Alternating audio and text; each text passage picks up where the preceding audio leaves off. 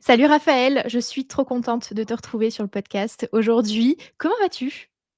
Bah, je vais bien, je suis super content, comme je te le disais un peu avant, mais je suis super content d'être avec toi, que tu m'interviewes et let's go. J'ai hâte de découvrir tes questions. J'ai un peu écouté les épisodes de podcast avant pour savoir ce qui m'attendait et c'est ce que je t'ai dit avant, je veux que ça soit naturel, je veux que ça soit du moi, donc let's go, Tu t'es spoil, mais pas trop. mais pas trop. Parfait. Moi, je suis trop contente aussi de t'accueillir. Pourquoi? Parce que c'est ce que je te disais, j'ai pas assez d'hommes qui viennent sur le podcast. J'ai envie un peu d'inverser les choses. Donc, tu vas ouvrir le bal pour cette année 2024. Et en plus, on va parler de toi. Donc, j'ai très très hâte de te découvrir dans ton entièreté, que tu viennes nous révéler tous tes secrets. Allez, let's go. Alors moi, j'ai pas de difficulté, je vais essayer d'être le plus transparent possible et voilà, je me laisser Parfait. comme porter, c'est comme sur une vague. Nickel, on va être bien. Mais déjà, est-ce que, bah, tu peux un peu poser le contexte? Qui es-tu? D'où viens-tu? Que fais-tu? Yes, bah du coup, moi, c'est Raphaël, j'ai 22 ans, je suis un jeune homme entrepreneur depuis maintenant plus d'1 an. Je viens de la région Tourangelle, je suis franco-portugais, ma mère est portugaise et mon père est pur français. J'ai passé pas mal d'années au Portugal quand même parce que bah, je voyageais beaucoup au Portugal pour aller voir ma famille. Ça, c'est un petit peu plus la partie personnelle. Et aujourd'hui, professionnel, aujourd'hui, je suis coach en performance et leadership et consultant en micro-entreprise. Et j'accompagne depuis 5 mois. Je me suis autorisé à accompagner des professionnels de l'accompagnement, en particulier des coachs, à se lancer, commercialiser leur offre d'accompagnement et prendre leur place sur le marché. Trop bien. On va rebondir, je pense, sur le Mm. t'autoriser à Ouais, accompagner un carrément. peu plus tard dans C'est l'épisode parce que c'est ça exprès. m'intéresse. Tu nous fais aussi un petit teasing, j'adore. Trop bien. Tu venais d'où du coup, dans, Portugal? Quelle région? Je viens du nord, la région un peu plus montagneuse. Je viens de Bragance, pour les personnes qui connaissent. OK. Alors, deux tours, c'est à 12 heures de route. Je l'ai fait beaucoup, cette route. Mais et ouais, j'ai la moitié de ma famille qui habite un peu dans le même lotissement. C'est incroyable d'ailleurs quand je vais au Portugal, c'est que bah, toute ma famille, il y a un lotissement qui est dédié pour ma famille. Ça, enfin, donc c'est trop bien. Trop bien. Trop bien, trop bien. En J'ai une plus, le partie, Portugal est un très beau pays pour le coup. on mange bien. J'ai une partie de moi qui est là-bas. Je kiffe ce pays. Trop bien, trop bien. C'est un souhait pour toi potentiellement de retourner là-bas à un moment pour vivre de manière un peu plus posée ou pas du tout? Je pense pas, parce que j'y ai déjà été beaucoup de fois. J'y suis retourné avec ma copine Lilou pendant un mois pour faire un road trip pour visiter l'entièreté du Portugal. Ouais, Euh, c'est comme si voilà, j'ai coché ça sur ma liste, c'est fait. Maintenant, allons découvrir autre chose. Je suis un peu plus dans cette OK. dynamique-là, même si je sais qu'un jour je serai amené à y retourner pour aller voir ma grand-mère. Donc, Ouais. donc voilà. OK, ça marche. Bon, alors, on va, revenir aux bases de la base. Mm. On va parler de toi étant enfant. Est-ce que tu peux me parler de toi? Quelle était ta personnalité quand tu étais enfant? Ouais, carrément. Euh, alors, je dirais que j'étais un garçon très timide, très timide, très introverti. Je restais beaucoup dans mon coin, même si quand j'étais petit, j'aimais bien avoir mon cercle d'amis, mais très restreint. C'est-à-dire que je faisais confiance à très peu de personnes. J'étais un jeune homme très observateur. J'avais du mal à aller vers les gens et je me montrais très fermé. Ça, j'ai eu souvent la remarque quand j'étais petit, comme quoi j'étais quelqu'un d'assez fermé et que c'était dur de rentrer un peu dans ma sphère. Euh, pour diverses raisons, d'ailleurs, j'ai pas mis des mots dessus. Peut-être que je voulais me protéger de certaines choses, je sais pas du tout. J'étais aussi un petit garçon, je sais pas comment dire, un chibi. J'aimais bien faire les petits coups en douce. Euh, et voilà, ouais, très observateur, très timide. Et pendant longtemps, ça a été une phase de ma vie un peu où je cherchais ma place en fait. Je savais pas trop où me situer. Ouais, voilà, c'est ça qui résume un peu mon enfance OK, aujourd'hui. un peu coquin, quoi. Ouais, exactement, un peu coquin. J'étais un peu le carrément, ça me parle ça. OK, et par rapport à ta personnalité maintenant, est-ce que c'est la même? Est-ce que ça a Waouh! évolué? Non, changement énorme, hein. Non, il y a c'est pas enfin, je sais même pas si c'est comparable. Ça j'ai énormément évolué. De toute façon, on le découvrira au fur et à mesure de ce podcast. Mais, tant sur ma personnalité que sur mon parcours, il y a énormément de choses qui ont évolué, pour diverses raisons, de par mon parcours. Mais c'est vrai que la personnalité du timide, je l'ai encore de temps en temps sur certains aspects, mais j'ai beaucoup plus de facilité, que ce soit à aller vers les gens, à m'autoriser, à prendre ma place, à incarner, avoir ce côté un peu plus leadership, à amener les gens vers des choses et donc à m'affirmer davantage, chose qu'il y a encore quelques années en arrière, c'était vraiment compliqué pour moi. Mmh. OK, et Comment tu l'expliques finalement? Parce que passer de, je suis timide, je suis réservée, Mmh. je suis un peu dans mon coin à, OK, je suis un leader. Il y a quand même un énorme gap. Donc oui, tu as vécu des choses, c'est sûr. Mmh. Mais c'est quoi un peu, tu vois, le déclic où tu t'es dit: «Bah, en fait, non, ça me correspond pas tant que ça» ou «Ça me convient plus, ces étiquettes», Mmh. on va parler d'étiquettes, hein, même si, Carrément. j'aime pas, mettre ça, mais à quel moment tu t'es dit: «Bah, en fait, non, c'est pas ça, c'est pas moi, c'est pas ce que je veux»? Yes, c'est intéressant. Je pense que c'est un alors je sais pas s'il y a un moment précis. J'aimerais te donner un moment précis, mais je pense que c'est un travail sur les 2-3 dernières années, surtout Mmh. quand j'ai découvert un peu cette sphère du développement personnel où je me suis dit: «Putain, mais Rafa, c'est on peut évoluer en tant que personne» et je me suis dit: «Mais en fait, c'est bon, travaille sur toi, travaille sur les tes parties un peu plus «sombres» entre guillemets, que ça soit la timidité, la confiance en soi, l'estime de soi, l'amour que je me portais à moi-même et en fait, dès que j'ai découvert un peu cette sphère du développement personnel, je me suis dit: «Beh, let's go», tu vois? On va aller vers ce qui est important pour moi et on va évoluer. Donc je pense que c'est un tout. Ça passe par des conversations aussi avec des personnes. Ouais, J'ai passé énormément de temps quand je me suis lancé dans la sphère du développement personnel à passer des appels, découvrir des personnes, à apprendre, à écouter, écouter, écouter, écouter et je faisais ça toute la journée. En fait, ça m'a fait évoluer en maturité. Donc ouais, je pense que c'est un tout. Vraiment, je pense que c'est un tout. J'ai pas un moment particulier, OK, qui me revient. Même si par contre, j'ai des petits moments où je re qui m'ont marqué en disant: «Waouh, les personnes de l'extérieur voient qu'il y a un gros changement dans ma personnalité». OK. J'ai des images dans ma tête, d'ailleurs, je pourrais te les dire, c'est marrant, mais voilà. OK et je rebondis sur un truc que tu disais tout à l'heure de dire, les gens me faisaient remarquer que, j'étais réservée, que j'étais timide. À ton avis, là, c'est vraiment une réflexion un peu large, je ne sais pas si c'est pour Yes. ta réflexion à toi en tant que personne, mais un peu de manière large. Est-ce que tu penses que tu étais timide, donc on te disait que tu l'étais? Ou est-ce que tu as construit cette étiquette de timidité et de, mec réservé parce que on te racontait ça? Non, je pense que c'est plus la première. C'était OK, vraiment en moi, j'avais des difficultés à aller vers les personnes et pour autant, j'étais quand même c'est pour ça, il y avait ce côté coquin où j'aimais bien avoir mon cercle d'amis, où je me sentais un peu supérieur aux autres. Du coup, c'est un peu bizarre quand même, mais OK. non, non, c'était vraiment à l'intérieur de moi, j'étais quelqu'un de assez timide, passer devant la classe alors c'est un peu cliché les trucs de de ça, mais vraiment passer devant la classe pour moi, c'était une source vraiment de stress. OK. Je vois encore, tu sais, les scènes de, les profs qui disent: «Je dois interroger quelqu'un dans la classe» et moi en train de réfléchir pour pas que je sois interrogé parce que ça me stressait énormément. La technique classique. Non, mais plusieurs fois, j'ai reçu des remarques en disant: «Non mais Rafa, on sait que tu réfléchis pas» et j'étais comme ça: «C'est pas vrai, c'est pas vrai». C'était pour me protéger. Et donc tu disais quand même que tu avais un groupe d'amis, et que tu aimais bien un peu prendre le dessus, donc tu avais quand même Mmh. cette âme de leader qui sommeillait en toi. Ouais, en fait, je pense que prendre le dessus, c'était surtout par rapport à l'image que je voulais me donner. OK, ça veut Ouais, dire? ça c'est intéressant, c'est que je voulais pas être perçu comme et ça c'est un truc qui me guide un peu encore tout le temps et j'ai énormément avancé dessus, mais je voulais pas être perçu comme faible, comme quelqu'un de vulnérable. Ça c'est quelque chose qui m'a OK, longtemps suivi, OK. et c'est pour ça que j'adorais me raccrocher à des personnalités assez influentes. Je prends l'exemple, je suis un grand «footeux» entre guillemets, pendant longtemps j'ai joué au foot et dans la cour de récréation quand j'étais petit, bah, je me mettais toujours avec les plus forts parce que j'avais un bon niveau mais voilà, je préférais être dans une équipe de 5 et jouer contre 15 personnes pour être dans cette sphère de: «Je suis le plus fort, je dois être là» Mmh. et pas dans l'autre équipe, en fait. Et ça, OK. longtemps, cette identité, elle m'a drainé. OK, il y avait quand même une question, ouais, d'image Ouais, finalement que tu voulais, énormément, renvoyer. OK. énormément. OK, donc c'est pas trop l'étiquette leader finalement, c'est Non, non, plus non, c'est par pas rapport au l'étiquette leader. regard de l'autre. Exactement. OK et tu disais qu'effectivement, il y a 2-3 ans, si je me trompe pas, Mmh, que, tu avais découvert le monde, du développement personnel. mmh, Comment tu es tombée dedans? Alors ça fait un peu, Obélix qui est tombé dans la potion ouais. magique, mais je trouve qu'on Bah, a tous un moment quand, on «bascule» entre guillemets, où on tombe dans le dev perso et ça part souvent d'un événement ou de quelque chose en particulier. Est-ce que c'est le cas pour toi? ouais, bah, moi, c'est le cas.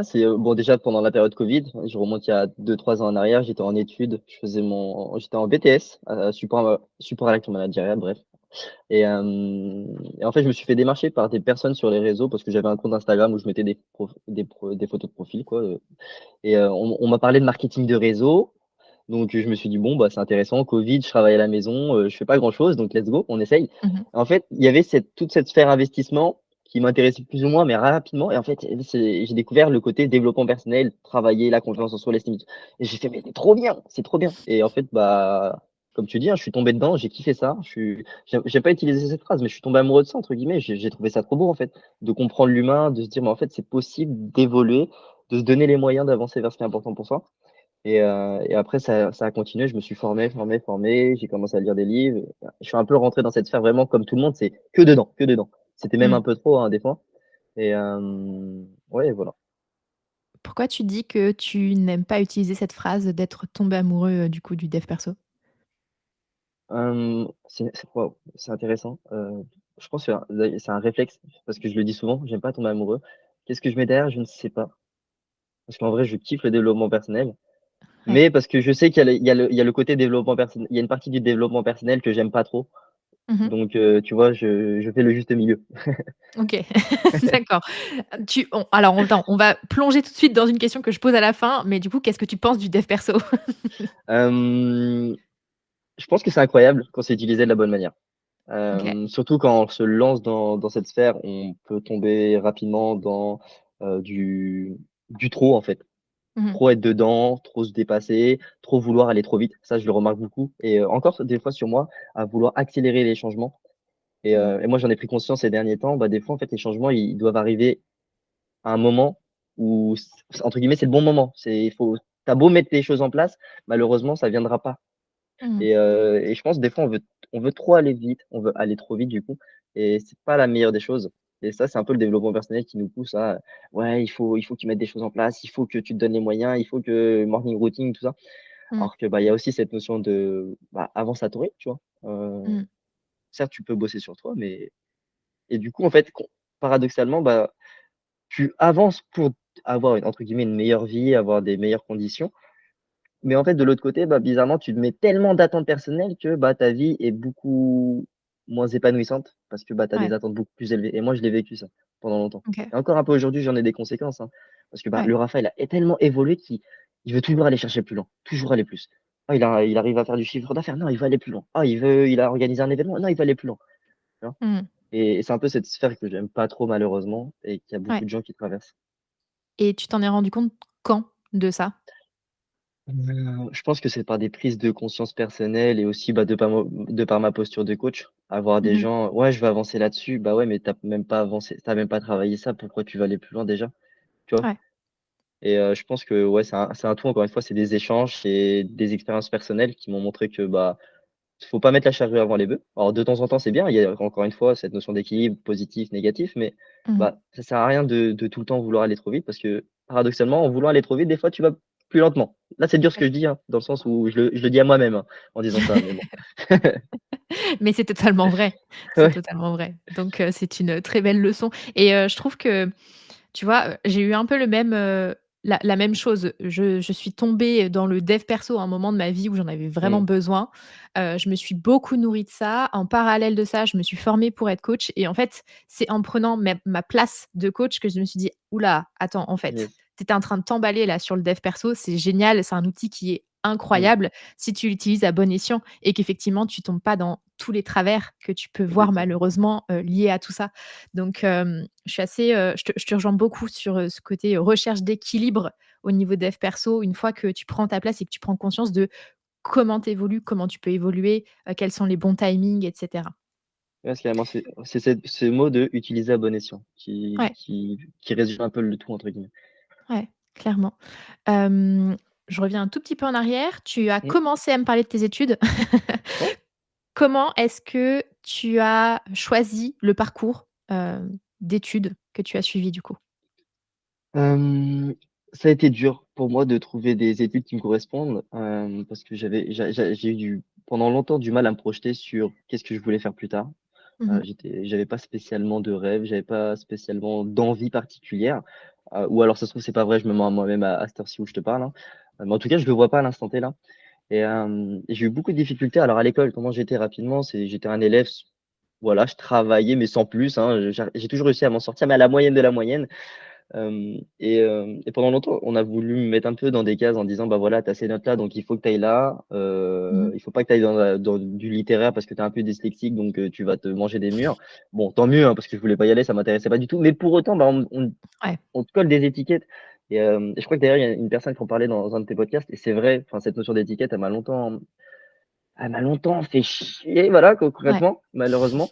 Hem et donc par rapport, en fait, à mes notes et par rapport à ce qui m'attirait, donc ce qui m'attirait, c'était vraiment cet aspect un peu plus humain. Malgré que je sois encore un peu introverti, timide, bah, c'était cette notion de relation. Comment on peut amener les gens à aller mieux? Comment on peut arriver à créer des groupes de travail plus productifs? En fait, c'est cette partie-là qui m'intéressait, donc automatiquement, je me suis dirigé vers tout ce qui était ressources humaines, Mmh. management en particulier.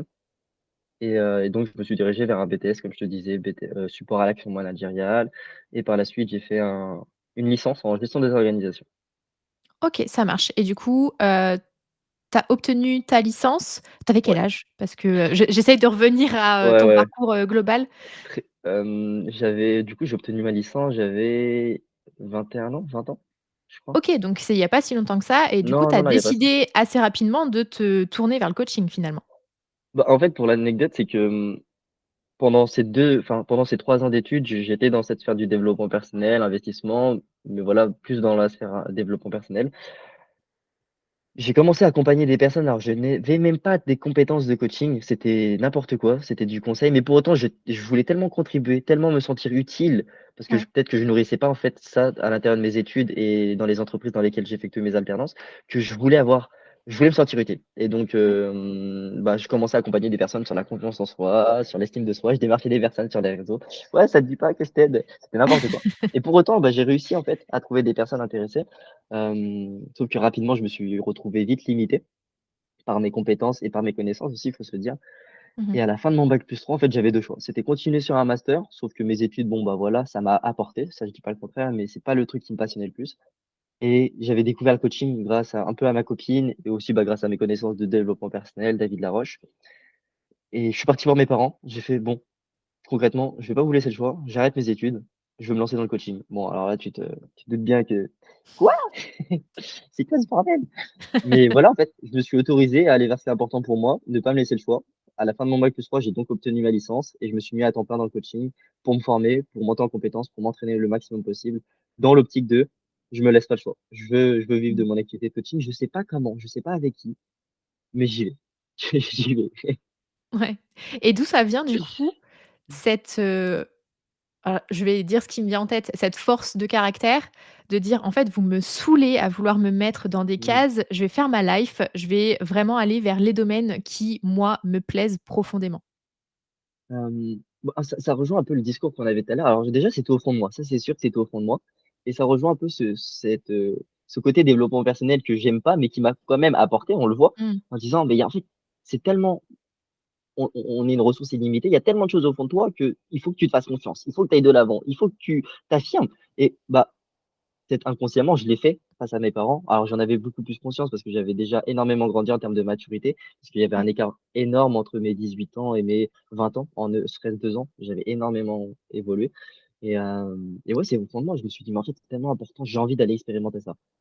Mmh. Je ne me laisse pas le choix. Peu importe, je sais pas ce qui va m'arriver dans tous les cas et il y avait aussi cette notion de confiance en la vie. Peu importe ce qui m'arrive, bah, je vais m'en sortir. Mmh. Bon après là, c'est un peu plus philosophique, mais c'est important quand même de le dire. Puisqu'il y Ouais. a tellement de trucs qui rentrent en jeu. Je sais qu'il y avait mes parents qui pouvaient me supporter derrière, qui pouvaient être là et d'ailleurs je remercie mes parents au passage, hein. Ils m'ont laissé ils m'ont fait confiance et ça, c'est incroyable d'ailleurs qu'ils m'aient fait confiance. C'était aussi, je pense, de par mon comportement, de par les actions que je faisais, ils voyaient que je m'investissais énormément dans le développement personnel, qu'ils m'avaient jamais vu autant travailler tout seul. Sinon, parce Ouais. que moi, avant, pendant les études, c'était un peu jeux vidéo. Mais non, là, le Rafa, quand il rentre, il est en train de travailler sur son cahier. Qu'est-ce qu'il fout concrètement?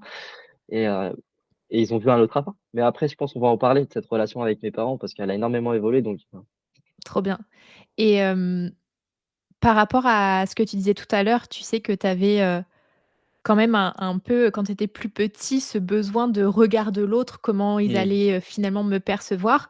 Heu, Là, tu as une partie de toi qui s'est, déployée, qui s'est révélée. Comment tu as vécu, bah, cette partie de toi qui auparavant était, plus en mode: «Ouh là là, qu'est-ce qu'on va dire de moi? Vaut mieux que je sois dans, un peu les, tu sais quand tu es à l'école, c'est, les, famous dans la cour de oui, récré, tu vois?» c'est Je vois un carrément peu ça. ça comme ça. Est-ce que tu as eu, je sais pas, un travail du coup spécifique là-dessus? Est-ce que c'est venu naturellement parce que justement tu as eu ton côté, «Il faut que j'y aille, il faut que je me Mmh. fasse confiance, il faut que» tu vois? Qui a pris, beaucoup de place d'un coup. C'est quoi un petit peu ton retour là-dessus? Bah, c'est ce que tu viens de dire. Je pense que c'est ce côté à l'intérieur de moi qui a pris beaucoup de place, de: «Il faut que Mmh. j'y aille». Hem, Après c'est passé aussi par un travail assez personnel sur travailler ma confiance, travailler ma compréhension, travailler sur mes valeurs.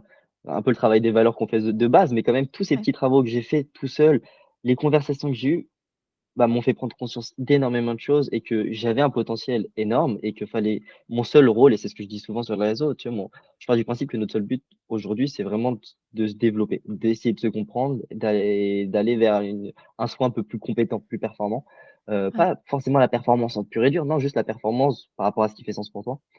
Et donc ouais, ça s'est libéré tout seul. J'ai pas eu spécialement d'ailleurs peur du regard des autres en me lançant dans le coaching, même si mes débuts ont été super compliqués par rapport à mon âge, parce que je me suis mis énormément de freins inconscients, ça on en parlera. Mais voilà, avec du recul, le regard des autres m'a pas particulièrement impacté. OK, Il m'impacte d'une trop autre bien. manière, ça j'en Mmh. suis sûr, mais le fait de m'être lancé, de m'être autorisé à me lancer, ça m'a pas particulièrement impacté et je me suis senti naturellement bien pour, oser faire les choses, en fait. OK, trop chouette, trop chouette et avant de donc tu as fait ta licence, tu as Mmh, décidé finalement d'aller, vers le coaching, donc toi tu as fait les DEC, si je me ouais. trompe pas. Hem, Avant de te lancer, concrètement, en tant que coach, est-ce que, tu t'es toi-même fait coacher? Hem Et bah, non. Il me semble ah si, en fait, c'était pas des formes de coaching, c'était plus des formes de consulting où, bah, voilà, OK. des personnes, avec qui je travaillais me posaient énormément de questions sur, qu'est-ce que tu as envie de mettre en place, c'était une sorte de coaching avec un peu de consulting parce que c'était pas des coachs purs et durs, hein. OK. Je différencie bien les 2, hein, c'est important. Ouais, on est bien d'accord. Heu, mais du coup, c'était quand même une forme de coaching et donc oui, je vais dire que j'avais déjà eu cette première approche de: «OK, c'est possible de faire appel à des personnes pour travailler sur soi, pour mettre des choses en place, pour se faire aider». En fait, OK. naturellement, j'ai accepté de me faire aider. J'ai pris conscience et ça, c'est un gros point, c'est j'ai accepté de me faire aider sur ma personne et je pense que ça a été un grand changement pour moi et et donc c'est ce qui m'a poussé donc à aller vers les decks, naturellement. OK et pourquoi tu dis: «Accepter de te faire aider»? Hem Parce qu'on le voit, je pense qu'il y a énormément de personnes qui n'osent pas se faire aider, tant sur la sphère professionnelle que la sphère personnelle, sur Mmh. des sujets un peu plus sensibles. Moi, je le vois par exemple avec mes parents, alors là, c'est mon recul de coach et qui prend le dessus, mais en fait, on peut travailler sur plein de trucs, on peut évoluer sur plein de trucs et il y a plein de gens qui en ont pas forcément conscience ou qui n'ont pas envie, en fait, tout Mmh mh. naturellement et bien sûr, on peut pas forcer les gens, mais je trouve ça dommage, en fait. Avec le recul que j'ai aujourd'hui, je trouve ça dommage que, bah, des personnes ne veulent pas alors qu'ils pourraient tellement faire beaucoup plus de choses, avoir une vie beaucoup plus épanouissante.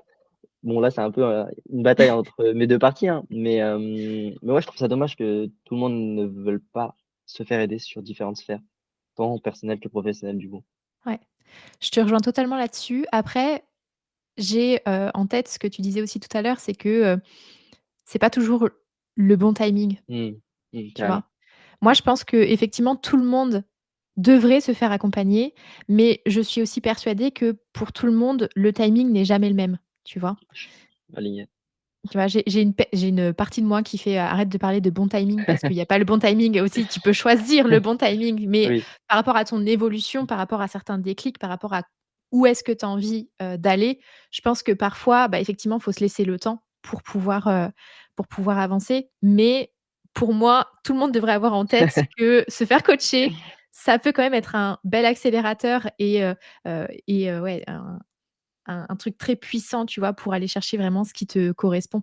Et ah je malheureusement, en fait, on vit dans une société où, il y a tellement bah, c'est ce que tu disais tout à l'heure, c'est qu'en fait, quand tu es à l'école, on te colle déjà plein d'étiquettes. mmh. On essaye de te driver pour dire: «Faut que tu fasses ci, faut que tu fasses ça» et je comprends que ce soit compliqué de l'envisager, tu vois, aussi de se faire accompagner et pourtant, c'est tellement beau. C'est tellement ah mais là, du coup, j'ai rien d'autre à rajouter. Je suis tellement aligné avec, le sujet. De toute façon, on se connaît, mais enfin, c'est ça. C'est trouver ce juste milieu, trouver le bon moment, mais avoir quand même dans son conscient qu'il y a des personnes qui peuvent, Mmh, nous aider parce que je parle pour moi, hein, je me fais aider bien aussi sûr, donc voilà. trop bien. Du coup, là, tu es coach depuis combien de temps? Alors, je me suis lancé dans les decks il y a maintenant presque plus d'1 an et 7 mois. Quand je dis ça, OK, j'ai l'impression que ça passe super vite, c'est un truc de ouf. ça passe très vite. C'est waouh et donc je me suis lancé à mon compte il y a 9 mois. OK.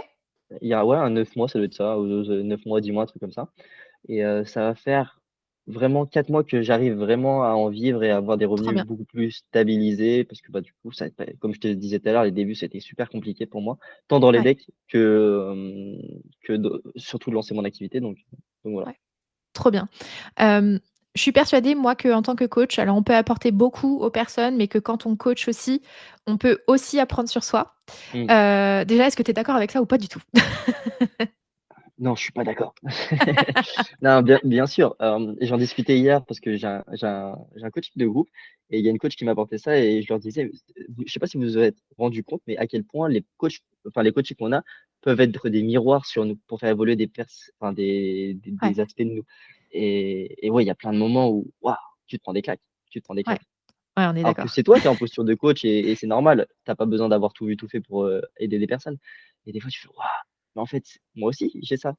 Alors Ouais. peut-être pas au même niveau, mais tu peux faire évoluer et ouais, je suis aligné avec ça du coup. OK et donc, quelle a été finalement la plus grosse leçon ou la plus grosse claque, pour reprendre, un peu tes termes, que tu as eu Mmh. pendant une séance de coaching? Bah, du coup, ça va être plus sur la sphère professionnelle, j'en parle beaucoup en ce moment, c'était par rapport à ma hiérarchie de valeurs et par rapport à ma difficulté de développer mon activité de coaching. Hem, En fait, pendant longtemps, j'ai pas galéré à développer mon activité de coaching. Quand je dis ça, c'est en termes de chiffre d'affaires, à gagner de l'argent. Mmh. Pendant longtemps, je me suis fixé des objectifs financiers. «Ouais, il faut que j'ai atteint, tant de chiffre d'affaires» et inconsciemment, en fait, ça me parlait pas. Parce que OK, en fait, je me suis rendu compte en coachant et aussi en me faisant aider sur ce sujet-là que l'argent dans ma carte du monde n'était pas important pour moi OK. et donc bah, aujourd'hui, je nourrissais en particulier toutes mes valeurs, toute ma hiérarchie de valeurs, c'est-à-dire, bah, la ma valeur de contribution, ma valeur amour avec mon couple avec qui, bah, ça se passe super bien. En fait, j'avais tout en moi pour que, bah, voilà, pourquoi aller chercher plus loin? Et en fait, je me suis dit: «Mais waouh, pourquoi tu veux aller chercher plus loin? Pourquoi tu te fous la rate au courbouillon entre guillemets à vouloir faire du chiffre d'affaires si tout va bien?» Bon, malheureusement, d'un côté, mon chiffre d'affaires, mon compte en banque est passé de tu voyais mes 10 000, 9 000, 5 000. Mais bon, c'est un peu compliqué. Faut se Mais nourrir la quand partie même. faut se nourrir quand même et du coup, je me suis dit: «Bah, en fait, c'est pour ça qu'il y a autant de personnes qui galèrent à avancer dans leur activité». C'est parce que, bah, ils se fixent pas les bons objectifs par rapport à ce qui est important pour eux Mmh mh. et ce qui est encore plus incroyable, c'est qu'on conscientise des choses, c'est-à-dire que, je suis le premier à parler des valeurs, je suis le premier à conscientiser, je comprends la hiérarchie de valeurs, mais par contre, tant que tu le vis pas toi-même, bah, tu le comprends pas en entier. Et moi, Mmh. quand j'ai eu cette notion de, bah, maintenant, il faut que je fasse évoluer ma hiérarchie de valeurs, c'est-à-dire évoluer ma valeur argent pour voir en quoi faire de l'argent dans mon activité va, contribuer à ma valeur de contribution, à contribuer à mon couple pour donc aller chercher du chiffre d'affaires. Et là, ça fait boum! J'ai fait: «Waouh!» En travaillant sur ça, donc indirectement, bah, ça m'a permis de faire force de proposition, d'affirmer ma posture davantage, proposer des coachings payants, parce que, bah, comme je te disais tout à l'heure, ma valeur de contribution, elle était nourrie. Je faisais énormément de coaching Ouais. gratuits, j'accompagnais des personnes, avec les decks, je m'entraînais souvent. Eh, le Raphaël était bien. Pourquoi Mmh. aller chercher plus loin? Bah, ouais, mais au bout d'un moment, bah, Mmh. Mais c'est trop chouette, trop bien ce partage et c'est à partir de ce moment-là, du coup, que tu as eu le déclic et que tu as commencé à vivre de ton activité? c'est à partir de ce moment-là où, ouais, j'ai commencé vraiment à faire force de proposition. Ma posture a changé. Je crois qu'on en avait parlé aussi lors d'un événement rapidement tous les 2, où, bah, en fait, c'était devant moi, tu vois? Mmh. J'ai beaucoup moins d'hésitation à envoyer des messages, beaucoup moins d'hésitation à faire des routines d'engagement, à me mettre face aux personnes en disant: «Mon intention, peu importe, c'est de t'apporter et que tu m'apportes Mmh. aussi, indirectement. Mais je vais m'autoriser à faire force de proposition, je vais m'autoriser à te confronter à tes "incohérences" entre guillemets, pour me Mmh. mettre face à toi et te dire: «Bah, voilà, je peux t'aider sur cet aspect-là». Pas sur tous les aspects, sur cet aspect-là, je peux t'aider Mmh. et en fait, ça a changé totalement. C'est-à-dire que, bah, moins de difficultés à proposer mes services, Mmh. heu, une meilleure perception de ma valeur perçue. Je sais la valeur que je peux apporter, je sais la valeur que Ouais. j'apporte concrètement et ouais, ça a changé énormément de choses. Ouais, tu t'es rendu compte que, l'argent pouvait t'aider à démultiplier aussi la puissance de tes autres valeurs, quoi, finalement. Exactement. Trop Ça a bien. été très bassin et du coup, pour aller encore plus loin dans le sujet, parce que je trouve que c'est un sujet passionnant, ça m'a permis d'évoluer en tant que personne parce que j'ai compris énormément de choses sur mon comportement par rapport à l'argent, par rapport à moi de manière générale et aussi sur ma famille. Mmh. Aujourd'hui, pourquoi j'ai cette valeur argent qui est super basse? C'est parce que j'ai vécu dans un environnement où mes parents ont toujours été là pour moi, m'ont toujours apporté. Ma mère a une valeur argent, c'est le top one. C'est-à-dire que Mmh. demain, je vais travailler, dans un métier de salarié. Elle va pas me dire comment ça s'est passé. Non, elle va me dire: «Tu as gagné combien? Envoie-moi tes chiffres, ta fiche de paie, je vais voir si Ouais. s'ils t'ont mal payé». Et j'ai fait: «Mais waouh!» En fait, c'est que, OK, ma mère, elle m'a toujours apporté. Mais si je remonte encore un cran plus loin, ma grand-mère, comment ça c'était? Bah, au Portugal, ça a été compliqué dans son enfance. Ma grand-mère n'a pas elle a dû éduquer ses parents. Financièrement, c'était compliqué. C'était rare qu'elle offre des cadeaux à ma mère et donc ma mère a vécu dans une enfance où elle a ressenti énormément le manque. Mmh. Ma mère, elle a évolué. Aujourd'hui, elle a une belle vie, sauf que, bah, elle adore offrir. Elle adore montrer qu'elle a de Ouais. l'argent. Pourquoi? Bah, parce qu'elle a perçu le manque. Et moi, Ah oui. bah, inconsciemment, bah, dans ma tête, il y a encore mes parents derrière moi au cas où. Mmh. Donc pourquoi aller chercher de l'argent? Ouais. Enfin, c'est un truc de ouf en vrai. Moi, ça me pa ça me passionne. Oui, mais ça se voit, en plus tu t'animes. Si les personnes regardent la vidéo, ils vont se rendre compte qu'effectivement tu bouges beaucoup plus que tout à Ah l'heure non, mais et je ça trouve ça passionnant aussi à t'écouter et à te regarder et c'est là où tu vois, la puissance de travailler le money mmh, mindset. On se rend pas compte, mais c'est quand même très central dans l'évolution, de quelqu'un de manière globale dans notre société. Parce que mmh. justement, on est construit dans une société qui tourne beaucoup autour de l'argent. Alors pas question de rentrer dans des débats, capitalisme, pour ou contre, machin et cetera.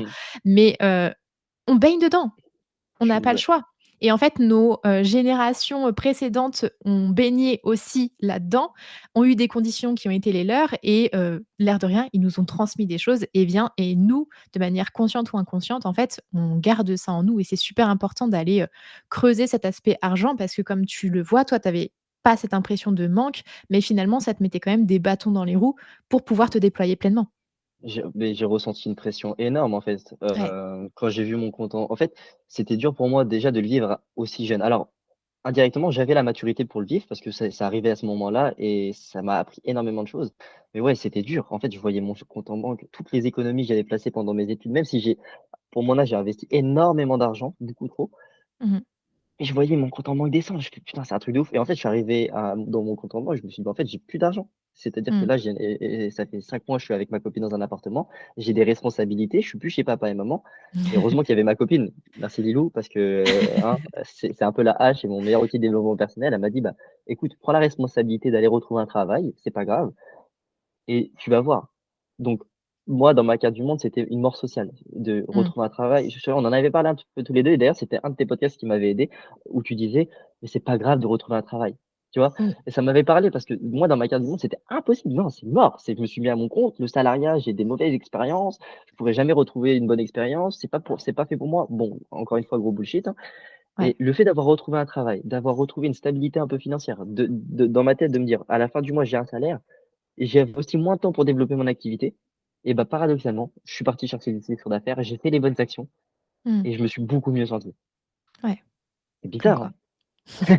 C'est pas bizarre, Ouais, c'est c'est pas non, que mais c'est pas bizarre, on mais a tous et toutes les ressources en nous, mais qu'on n'en prend pas forcément conscience. c'est Donc c'est trop puissant, c'est trop bien et et tu vois, ouais, juste vas-y. gratitude d'avoir raconté ça et d'avoir vécu ça parce que sur le moment, je vous le dis, c'était super compliqué pour moi. J'en Ouais. avais parlé à mon coach en disant: «Putain, mais là, c'est la merde, je peux plus payer ton accompagnement, je m'en rends compte» et du coup, là, boum, regard des gens.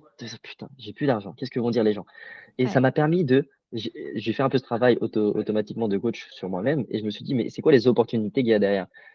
Et j'ai remarqué que je pouvais travailler sur le regard des gens par rapport à ça. C'est-à-dire que quand je partais en soirée, bah, je m'amusais à parler de mon aspect financier en disant: «Bah, là, ça fait 2 mois que je galère financièrement» Mmh. et donc je montrais une image de moi beaucoup plus vulnérable Ouais.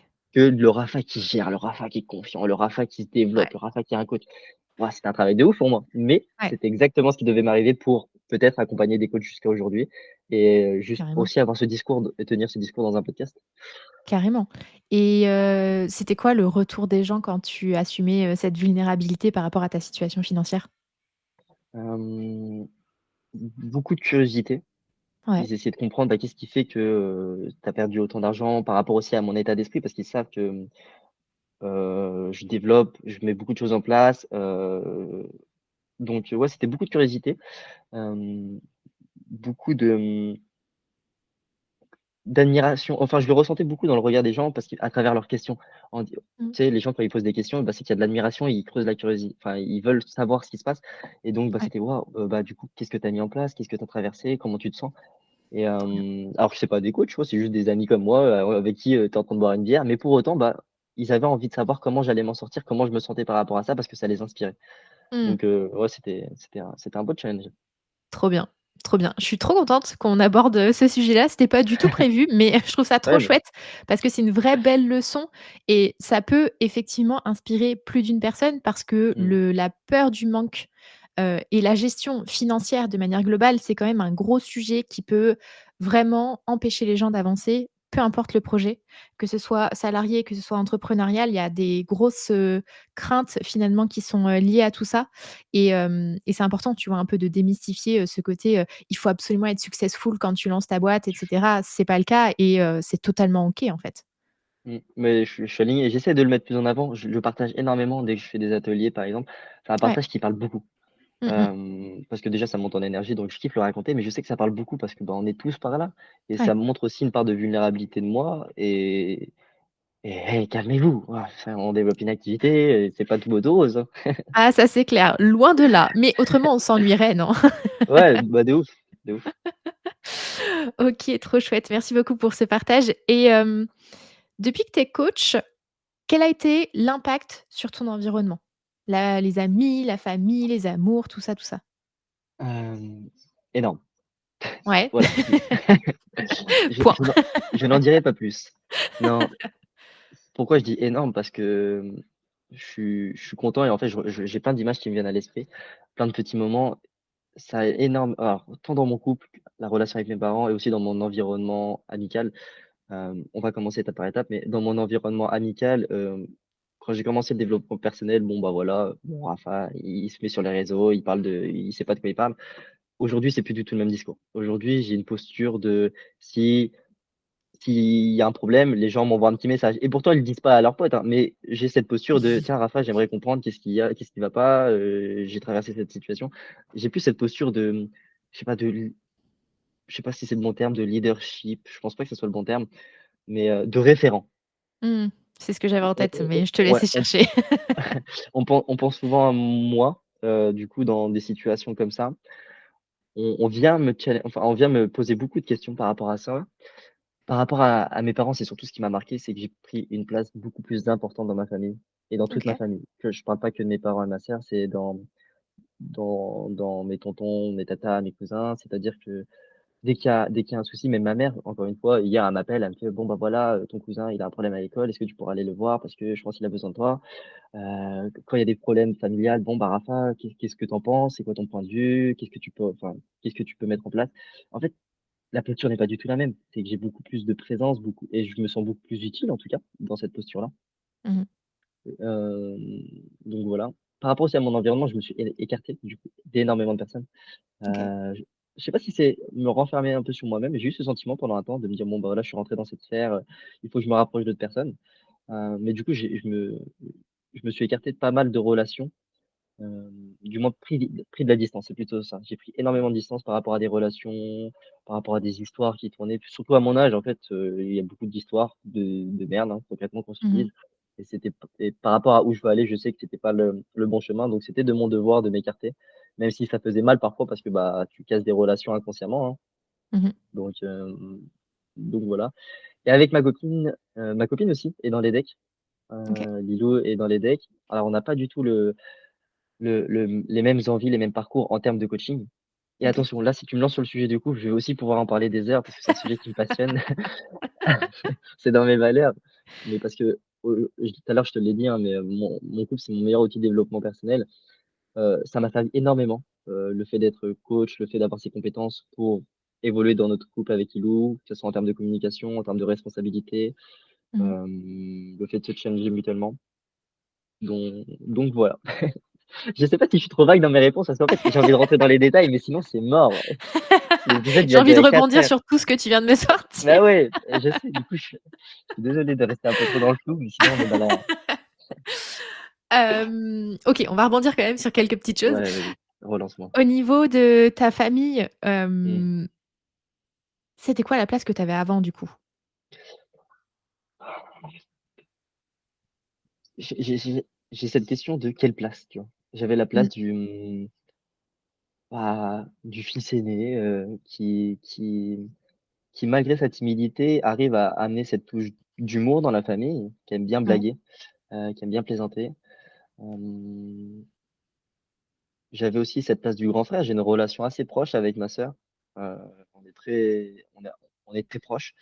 Hem, c'est dur. Franchement, c'est dur cette question. Elle est super intéressante par contre, hein, mais c'est dur d'y répondre. Quelle place j'avais? Hem, Waouh, j'ai du mal à répondre. Parce que, pourquoi je t'ai posé cette question? Parce que tu as dit qu'effectivement, tu avais finalement pris un peu un rôle un peu plus central Mmh, finalement, auprès de tout le monde, de ce que ouais. tu racontes, pas que de ta famille très proche. Alors après, je connais pas ton schéma familial, Mmh, peut-être que tonton, tata, c'est un noyau, qui est, très, très proche. Mais, moi, j'inclus plus, bah, tu vois, tes parents, ta sœur, je sais pas si tu as bien d'autres, sûr. frères et sœurs, mais, je trouve ça assez énorme du coup. Est-ce que c'est lié à cette posture de coach ou est-ce que c'est lié à cette posture de chef d'entreprise? Hem, je vais être chiant, mais je Ou pense que autre c'est les 2. chose? OK. Non, non, justement, je pense que c'est les 2. Je pense que c'est le en fait, c'est de fait le enfin, c'est dans le fait de voir le garçon évoluer, voir le Rafa mettre des choses en place, voir le Rafa se former dans un métier de coach qui peut aider d'autres personnes Ouais, avec un recul énorme sur énormément de choses et ouais, je pense franchement, les 2 ont contribué, à prendre cette place, à mettre, un peu mon grain de sable au milieu des ouais, problématiques, et des objectifs de la famille. OK, Donc beaucoup cette, posture de, ouais, de ressources et si on a besoin de toi, en fait. On a vraiment besoin de toi ouais. pour avoir ton point de vue, pour avancer, donc voilà. Et comment tu le perçois toi? Mmh, je pense que c'est parfait. C'est ce qui devait enfin, c'est la passe que je devais prendre. Aujourd'hui, je me sens bien dans cette posture parce que, Ouais. bah, déjà, ça me remplit de me dire: «Bah, je me sens utile à travers ça». Mmh. Alors je dis pas que je pourrais pas me sentir utile à travers d'autres choses. On se sent Ouais, utile, pour faire plein de trucs. Enfin, demain, si je fais des pâtes dans ma famille, je vais me sentir utile, hein. Mais c'est différent. Je me sens utile dans ce qui est important pour moi. OK, Et donc là, bah, en termes d'épanouissement, c'est pas du tout la même chose. On joue à un autre ouais. niveau. Ça vient de te nourrir. Ça vient me nourrir, en fait, énormément. Trop bien, trop chouette. Et au niveau du couple, 2 coachs ensemble, potentiellement, ça peut, provoquer certaines réactions. Comment ça se passe? Comment vous gérez? Est-ce que vous êtes toujours en train de vous auto-coacher, à vous répondre qu'avec des questions? Ah, tu imagines? Ah, c'est lourd. L'horreur. Ah ouais, vraiment l'horreur. Ah putain, j'imagine, en fait, la scène: «Ah, je suis énervé». «Pourquoi tu es énervé? Qu'est-ce que tu ressens là?» «Oh non». Ah là, je te dis, ça se passe comme ça à la maison, ah ça finit en fight. Non, alors moi, je suis très dans le coaching, très me former. Lilou est beaucoup plus détaché. Lilou est rentré dans l'école dans le sens pour avancer sur sa personne, avancer sur, apprendre à se connaître davantage, travailler sur son hypersensibilité. Elle n'a OK, pas les objectifs pour de devenir coach en tout cas, donc elle y va d'accord. avec beaucoup plus de légèreté. D'ailleurs, ça a été compliqué au début quand on s'est lancé dans le coaching pour elle, parce qu'elle se comparait énormément à moi en disant: «Mais Rafa, il avance, il a des projets, il a un rêve, il sait ce qu'il veut mettre en place et moi, bah, je me sens nul». Donc c'était compliqué pour elle et aussi pour moi parce Mmh. que, bah, indirectement, inconsciemment, moi je la forçais à travailler sur l'école alors que, bah, dans sa hiérarchie de valeurs, encore une fois, on y revient, mais c'était pas important pour elle. Sauf que, bah, Ouais. le Rafa, il s'en rendait pas compte, hein, il fonçait les 2 pieds dans le plat. Et Mmh. du coup, bah, toutes ces petites étapes nous ont fait énormément avancer. Donc non, on n'est pas en train de se coacher, on est très distants par rapport à ça. Malgré que, bah, voilà, je suis entrepreneur, donc je travaille beaucoup à la maison. Elle suit mes projets, je partage mes projets avec elle. C'est un soutien énorme, vraiment, je le dis et je le reconnais. Je pense qu'il y a 3 ans en arrière, quand on s'est mis en couple, je me rappelle de cette phrase, je lui ai dit: «Je veux pas me mettre en couple, c'est pas le bon moment». Aujourd'hui, ça fait presque 4 ans qu'on est ensemble, là, donc c'est parfait. Elle m'apporte énormément. Je pense que j'en serais pas là si elle n'aurait pas été là, je vous le dis concrètement. Là, c'est Ouais. totale vulnérabilité, mais c'est vrai, au bout d'un moment. Hem et heu et ouais et voilà. Pourquoi tu J'essaie dis de que tu serais rester, pas là? hem, bah, parce que c'est elle qui m'a aidé à me pousser vers alors c'est elle qui m'a aidé à me pousser vers cette école de coaching, qui m'a donné envie aussi, parce qu'elle s'intéressait beaucoup à la Ouais. psychologie. Alors je m'intéressais aussi au développement personnel, mais en fait, elle a vu mon évolution. On est sortis Mmh. ensemble à nos 18 ans. Donc on s'est donné les moyens tous les 2. Le fait qu'elle soit dans ses démarches, elle s'est beaucoup investie dans les recherches d'école malgré son cette ses «envies floues» entre guillemets. Alors que moi je Ouais. savais que je voulais faire ça, mais grâce à ses convictions, bah, ça m'a permis d'y aller, de mettre un cran. En fait, c'est peut-être qu'elle m'a passé du courage. Mmh. Je pense vraiment avec du recul, c'est grâce à elle que je me suis engagé, c'est grâce à elle et je me le dois aussi à moi, hein, mais que je m'engage autant aujourd'hui. Ouais, je Ouais, pense ça a été une de tes elle a une grande ressources extérieures. ouais et encore aujourd'hui, hein, sur plein de trucs. Heureusement qu'elle est là pour, trouver cet équilibre parce que je pense qu'elle serait pas là, je serais trop dans le travail et je profiterais Mmh. pas peut-être de ma vie assez personnelle. Même voyager, aujourd'hui, il y a une place du voyage dans notre couple. Elle serait pas là, je sais pas. Alors je sais pas, hein, ça se trouve, ça serait parfait aussi, mais ouais, elle m'apporte énormément. Trop bien, trop chouette Des et déclarations d'amour. ah ouais, c'est clair. Lilou, si tu nous entends, Elle va l'écouter le podcast, du coup. donc dédicace. Grosse dédicace d'amour.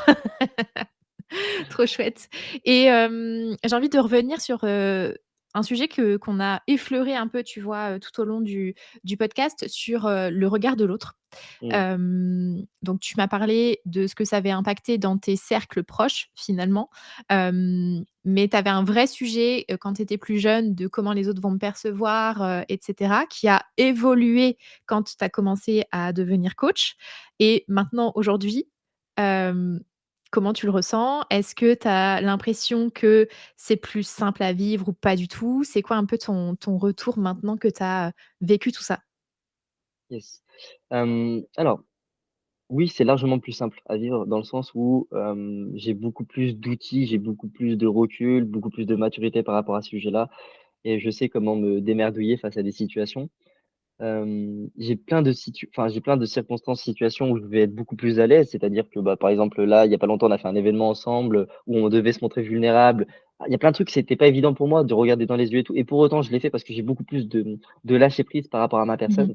Donc oui, le sujet du regard est beaucoup plus léger pour moi. Par contre, il a encore un impact, sur Ouais. moi, je le pense. Heu, je pense que même tout le monde en est un peu touché. Je pense que c'est un truc qu'on pourra jamais réellement se libérer. Hem Parce que là, demain, tu me dis: «Vas-y, tu te mets devant, 50 personnes et tu fais, du théâtre d'impro». Oh, laisse tomber. Heu, alors ça se trouve, je vais y aller à fond et Ouais. je vais faire n'importe quoi. Mais à côté, je sais que je vais ressentir un stress énorme de me dire: «Mais qu'est-ce que vont Mmh. penser les personnes?» Alors certes, je vais peut-être avoir plus de facilité à me détacher et à y aller, mais pour autant, je sais que ça va m'impacter. Ouais, je Je comprends. sais ça et là, je vais sortir une grosse dinguerie. Mais tu sais comment je sais que ça m'impacte? Comment? Ah, je sais pas pourquoi je sors ça, mais je viens de oh oh Vas-y là à fond, là vas-y à fond. ouais, non mais vraiment ça me fait rire. Je vois que ça m'impacte dans le sens où c'est un truc de ouf. Quand tu rentres dans des toilettes et souvent dans les hommes, des fois le contour des toilettes est dégueulasse. Ouais, ça c'est clair. C'est un truc, c'est un truc, je ne peux pas, ça me dégueule et je suis obligé de prendre un gros tas de papier énorme pour essuyer, hop, tirer la chasse d'eau, me laver les mains pour me dire: «Imagine le mec derrière moi, il pense que c'est moi qui ai fait cette merde» et là tu te dis: Mmh. «Mais attends, mais pourquoi tu fais ça Rafa?» Parce qu'en soi, tu serais détaché, tu t'en foutrais. Mmh. Bah non. Mmh. Et attends, anecdote de ouf, Mais tu mais sais, c'est ça me vrai. parle de fou parce que quand, tu es dans des toilettes mixtes ou, chez les femmes aussi parfois c'est dégueulasse, hein, on va pas se mentir, je fais exactement pareil. Ouais, Donc ça me parle.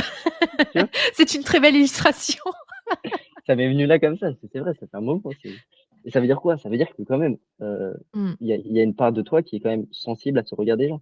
Bien sûr, bien sûr. Mais je suis assez persuadée, tu vois, qu'effectivement, on a tous notre sensibilité là-dessus et je pense que c'est normal parce qu'on vit en communauté et que, Mmh, on a besoin de cette communauté pour survivre parce qu'on est, programmé intérieurement comme ça et que, bah, 100 si, enfin, on a tous au fond de nous, à plus ou moins grande échelle, tu vois, mais cette peur d'être rejeté et de ne pas être accepté par la communauté donc il y a forcément un sujet de regard de l'autre, je pense pas ou alors tellement difficilement que ce soit possible de s'en foutre à 3000%, tu vois?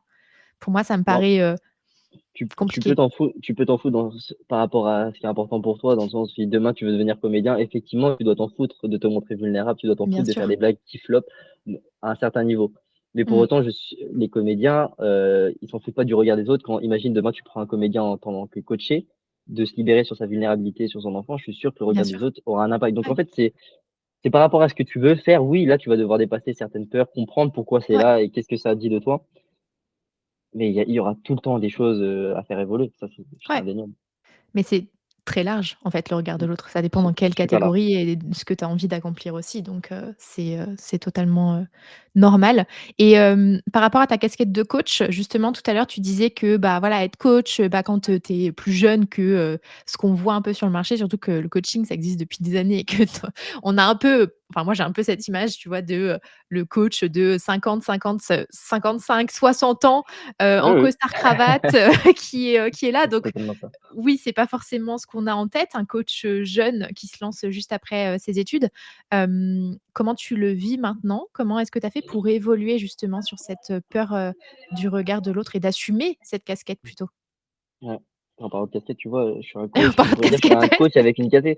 Non, mais attends, blague à part par rapport au regard, tout à l'heure, je suis dans un hôtel, il y avait 2 personnes assises et j'ai l'impression que c'était une consultante ou un coach qui coach un manager et bon, ils sont partis, mais je voulais aller la voir Mmh. et j'ai eu quand même la réflexion en disant: «Attends, mais le tu habillé en mode, Jones, avec une casquette à Ouais. l'envers, la meuf va jamais te croire».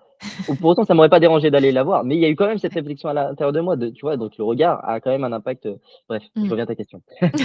Hem Tout à l'heure, ouais, à plusieurs reprises, je sais pas, tu as dû l'entendre, j'ai dit que c'est les débuts étaient compliqués pour moi de me lancer en tant que Mmh mh. coach parce que je suis rentré dans l'école de l'EDEC, j'avais 20 ans. OK. C'était sur ma 20e enfin, il me restait un mois, hein. J'allais avoir 21 ans, donc en soi, j'avais 21 ans.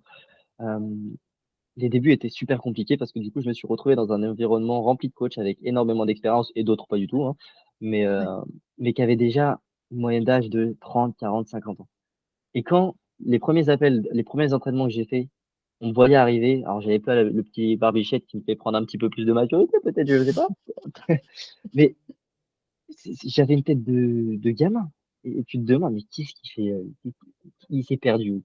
Le mec il vient de payer je sais pas combien une école et qu'est-ce qu'il fait?» Mmh mh.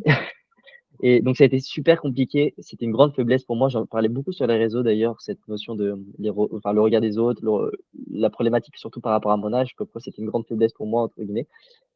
Et à force de faire, force de proposition dans mes entraînements, à force de m'entraîner, ce que je percevais comme étant ma plus grande faiblesse est devenu ma plus grande force aujourd'hui et je suis fier de le dire parce que j'appuie beaucoup sur ça maintenant, parce que je suis sûr que c'est une force et les gens viennent me chercher aussi pour ça et pour l'énergie que je dégage. Au l Pendant mes coachings, à plusieurs reprises, j'ai vu des personnes expérimentées me dire: «Mais ce que tu fais, c'est incroyable, tu as quel âge?» Je fais: bah, j'ai 21 ans, pourquoi?» Je fais: «Putain, mais la chance que tu as». En gros, du coup, c'était pas comparable par rapport à moi. Dans ma carte d'humain, c'était: «Mais non, c'est pas possible» et Mmh mh. et à plein de fois, j'ai reçu des remarques comme ça en disant: «Mais tu sais que tu as de l'avenir devant toi». «Ouais, je le sais». «Mais non, mais prends-en conscience, Rafa. C'est que là, tu es en train de faire ça, tu es dans une école, tu as bientôt terminé, tu arrives à apporter ça, c'est incroyable». Et en fait, au fur et à mesure, j'ai fait: «Bah, OK, d'accord». Alors autant il y a plein d'avantages, je le perçois aujourd'hui, comme il y a des inconvénients parce que, bah, demain, je vais devoir peut-être faire un peu plus d'efforts pour intervenir dans une entreprise, par exemple, ou alors aller démarcher une personne qui a 50 ans avec, 30 ans d'expérience dans un certain domaine. Automatiquement, je vais devoir faire un peu plus, mes preuves pour le coacher, mais j'ai tellement de certitude en moi sur plein d'aspects que c'est pas ce qui va me déranger maintenant. Et donc ça, Mmh mh. c'est, bah, du travail sur toi, du travail, dans mes compétences de coach, dans ma casquette de coach et voilà, mais à quel point le parallèle est énorme. C'est je suis rentré dans une école, j'avais peur de ce que les gens allaient penser de moi, j'avais peur de pas être assez, j'avais peur d'échouer, de pas réussir, de pas avoir les compétences. Mais au fond de moi, je savais que j'allais me donner les moyens à 100, Mmh. donc je m'arrêtais pas là et de l'autre côté, il y a des gens qui me disaient: «Mais c'est incroyable ce que tu fais, let's go, fonce, fonce, fonce, fonce, fonce». En fait, bah, du coup, c'est automatiquement, bah Ouais, ça m'a ça finit par se ça a nou rejoindre. c voilà et ça a nourri mon ego, je sais et le fait d'avoir nourri mon ego, ça m'a énormément aidé, hein. Trop bien, trop chouette. C'est une belle histoire que tu viens de me partager et j'ai envie de dire que même pour aller bosser, tu vois, dans les entreprises ou avec, des personnes qui, ont potentiellement le double de ton âge, tant que tu es droit dans ta posture et que tu restes justement à 100 aligné avec ce que tu sais que tu es capable d'apporter, let's go. Enfin, tu vois, il y Ouais, a c'est ça. pas pour moi, il y a pas d'effort en plus à faire parce que tu es déjà aligné avec ce que tu apportes et si ça fonctionne pas, c'est que c'est pas la bonne personne en face, tu vois? Moi, je suis plus un peu persuadée de ça.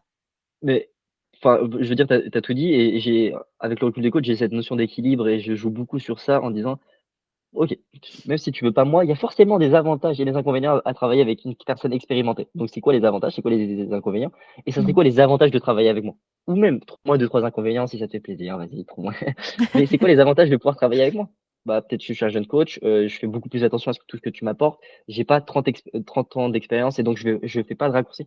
Je joue énormément sur ça parce que je sais que c'est vrai et c'est pour ça que je joue énormément sur ces aspects positifs. J'ai conscience Mmh. des points négatifs que je pourrais avoir et et ça aussi, ça a une force d'en avoir conscience parce que je suis pas là à montrer que je suis le meilleur. C'est que c'est-à-dire que j'apprends énormément de tout le monde. Ça, c'est une posture que j'ai depuis 2 ans et j'arrive à la garder en tout cas et ça me fait extrêmement plaisir de le dire.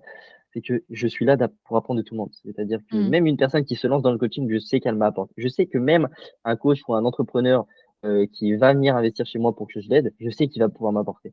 Et le Mmh. fait d'avoir cette posture te permet déjà d'être un peu plus droit dans tes baskets, et d'être plus équilibré. Ouais, totalement. Trop chouette. Merci beaucoup, Raphaël, pour, ce que tu me partages. Je pourrais vraiment continuer la conversation pendant encore quelques temps, mais Ouais, moi je vais aussi. me contenir. On a déjà balayé pas mal de choses. J'ai encore, 1 ou 2 questions quand même, pour Mmh. toi. C'est un peu les questions de la fin. Hem, c'est quoi le truc que tu ne supportes pas dans le monde du coaching? Hem, du coup, on en a parlé je crois tout à l'heure un peu, mais c'est les personnes qui se disent coach alors qu'ils ne sont pas coach. Moi, j'ai un Mmh. grand débat là-dessus, bah, je sais que du coup tu partages un peu ça. Mais j'ai énormément du mal avec les personnes qui se disent coach et donc qui créent une image mauvaise de ce métier, qui est un super métier ou alors casquette pour certaines personnes, comme vous voulez. Hem et malheureusement, bah, il y a énormément de coachs qui investissent dans des formations. Je le vois tous les jours et puis toi, tu es très bien placé aussi pour le savoir parce que tu accompagnes aussi des personnes comme ça. Il y a des personnes qui se donnent les moyens, qui traversent des situations, qui travaillent dessus, qui investissent pour se former au métier de coach, pour aider des personnes. Et pour autant, bah, malheureusement, de l'autre côté, il y a des personnes qui connaissent pas le syndrome de l'imposteur, qui connaissent pas les répercussions, ils s'en foutent, et qui se Mmh. proclament coach. Au final, tu rentres dans des programmes, j'en ai fait, hein, des programmes de formation énormément, et en fait, c'est plus du consulting ou alors des formations où on te dit ce que tu dois faire. Et malheureusement, bah, le métier de coach a une mauvaise image aujourd'hui. Ouais. C'est pour ça que je communique énormément là-dessus et qu'aujourd'hui, j'ai une ligne directrice quand j'accompagne des personnes, c'est que, bah, oui, est-ce que tu as investi dans une formation? Est-ce qu'aujourd'hui, tu te sens apte à coacher? Est-ce que tu as déjà coaché? OK, let's go, on te met en avant, on t'aide à prendre ta place. Mmh. Sinon, bah, c'est pas bon, hein. En aucun cas, ou alors tu dis pas que tu es coach. Parce que Mmh. sinon, nous, on en mange des conséquences derrière, malheureusement. Donc, Ouais. ouais, c'est ça qui me gave un peu parce que j'en ai pas souffert, mais c'est quand tu deviens coach, du coup, t'en manges les répercussions, entre guillemets. Ouais, je comprends et la dernière fois, j'étais en événement, entrepreneur. Je discutais avec une nana et elle m'a dit clairement, «Non mais moi de toute façon, il est hors de question que je me fasse coacher, c'est pour qu'on me dise ce qu'il faut que je fasse» et je l'ai regardée, je lui ai dit: «Mais c'est pas ça le coaching?» Elle me dit: «Comment ça, c'est pas ça le coaching?» Je dis: «Bah non, non, c'est pas ça le coaching» et du coup, j'étais avec une autre coach, certifiée aussi et on s'est mis à lui expliquer ce que c'était le coaching, le vrai, le pur, le bon et elle m'a regardée enfin, elle nous a regardés en disant: «Mais ah ouais, en fait, mais c'est pas du tout ça, mais c'est pas du tout Bah, la ouais. bonne image que j'avais» et effectivement, en fait, les gens qui font de la merde, ils viennent détruire ce que nous, on est en train d'essayer de construire et on a ce message, enfin, les vrais bons coachs, je trouve, s'escriment à passer ce message, alors qu'il y en a qui prennent beaucoup trop de place par rapport à cette étiquette et qui viennent tout détruire, ce qu'on essaye de nous de construire, quoi. Bah, ouais, c'est intéressant, c'est pas mal le s'exprime. Waouh, S'escriment. incroyable. Hem et ouais, en fait, c'est surtout cette notion, ils prennent trop de place, en fait. Ils prennent Ouais. alors, attention, j'ai pas de problème à qu'ils prennent de la place, mais du coup, bah, malheureusement, ça revient à ce Mmh. que je disais, Ouais. on en paie les conséquences parce que, bah, ils emploient ce terme coach et c'est pour ça je l'ai bien dit au début, je sais pas si, vous avez entendu, mais j'ai bien dit: «Je suis coach et consultant» parce que je suis le premier à le dire. Oui, je passe 80 de mon temps à faire du coaching un peu plus identitaire de performance à travers les personnes au service du professionnel. Par contre, j'ai aussi pas mal ma casquette de consultant où Mmh. j'adore d'ailleurs ma casquette de consultant parce que ça se trouve, je l'aurais même pas, je me sentirais pas nourri de l'intérieur, où je monte en énergie, je dis quoi faire, je donne mon avis, je challenge les personnes et je Ouais. kiffe ça en fait. Et par Mmh. contre, je différencie bien les 2. Ouais. C'est Ouais. super important. Ouais, c'est super important et clairement, je pense que les gens qui cherchent à se faire coacher ont ce besoin aussi, tu vois, d'avoir quelqu'un en face Carrément. qui prend cette posture de consultant. Heu, on nous le demande, et je trouve ça, très chouette parce que je pense que tu avances encore plus vite. Mmh. Par contre, moi, je sais que quand, j'adopte cette posture, je le dis aussi, tu vois? Je dis: «Bon, bah, là, je Yes. sors de ma casquette de coach et je vais t'apporter autre chose», tu vois? Parce que pour moi, c'est important de mettre les bonnes limites au bon endroit. Et beh, ça me fait penser, j'ai fait un atelier il y a pas très longtemps sur la relation à l'argent et pendant 1 heure, dès le début, je leur ai dit: «Bah, voilà, je sais pas si je vais avoir une casquette de coach parce que je j'ai on était 8, j'avais pas le temps de poser des questions, de rentrer dans le détail, même si de Mmh. temps en temps, je m'amusais un peu avec ça». Mais je leur ai dit plusieurs reprises: «Bon, là, je vais pas vous apporter les réponses que vous allez vouloir, enfin, c'est pas ce que vous voulez entendre concrètement, mais je suis là pour vous servir». Et donc boum, je leur disais: «Casquette de consultant, voilà ce que je vois et c'est Mmh. pas la bonne question que tu te poses, pose cette question». Et là, du coup, c'est pas un coach qui rentre en jeu, c'est Ouais, plus ma casquette de prends du recul, je te dis ce que je vois. Mais du coup, ouais, je le spécifie aussi bon après à la rigueur, je m'adresse à des coachs, donc ça va. ouais, Mais pour les autres personnes à l'extérieur qui ont jamais l'habitude et qui se font coacher pour la première fois et que ça se passe mal, ah, du coup, ouais, ça crée de la friction et ouais, derrière, bah ouais, c'est clair, c'est clair. Dernière question pour toi. Est-ce que tu te vois OK. coach toute ta vie? Bon, là, je me rends compte que je suis très jeune. Heu, Là, dans l'énergie que je suis, oui, mais tu vois le oui hésitation dans le sens où je sais que j'ai obligatoirement cette casquette de consultant que je Mmh. kiffe, que j'adore et d'ailleurs qu'en ce moment, j'ai un peu plus cette casquette de consultant que ma casquette de coach. Du coup, il y a un équilibre à trouver parce que j'adore être dans cette énergie de Mmh. transmission, de tout en ayant ce recul de coach. Boum, là, tu vas me poser la question qui va les percuter, tu vas essayer de comprendre et pendant un certain temps. Hem Aujourd'hui, si je me projette, ouais, je me vois bien, faire ça toute ma vie, mais sous différentes formes. Ouais, C'est-à-dire là, en ce moment, je suis en train d'organiser, c'est ce que je discutais, un co-living, une sorte de petit, événement. Ah, si je peux faire ça, moi, 1 fois tous les 3 mois, dans des montagnes, à challenger, faire des randos et en même temps avancer sur son activité, je suis le plus heureux du monde, ça me nourrit. Je passe du bon temps avec, j'ai cette approche humaine que je kiffe en ce moment, donc let's go, tu vois? Après, de là à me projeter, aujourd'hui, je suis tellement bien dans ce que je fais et je me donne tellement les moyens que oui, je me vois. Après, je sais pas ce qui est fait de l'avenir, je ferme pas la porte en tout cas. J'ai ouais, ce mot cette année, qui est face à moi et qui me suit partout, c'est expérimentation. OK. J'expérimente des choses, donc voilà. On verra. Wait and see. Exact, exactly. Trop chouette. Et ben, écoute, merci beaucoup. Où est-ce qu'on peut te retrouver, Raphaël?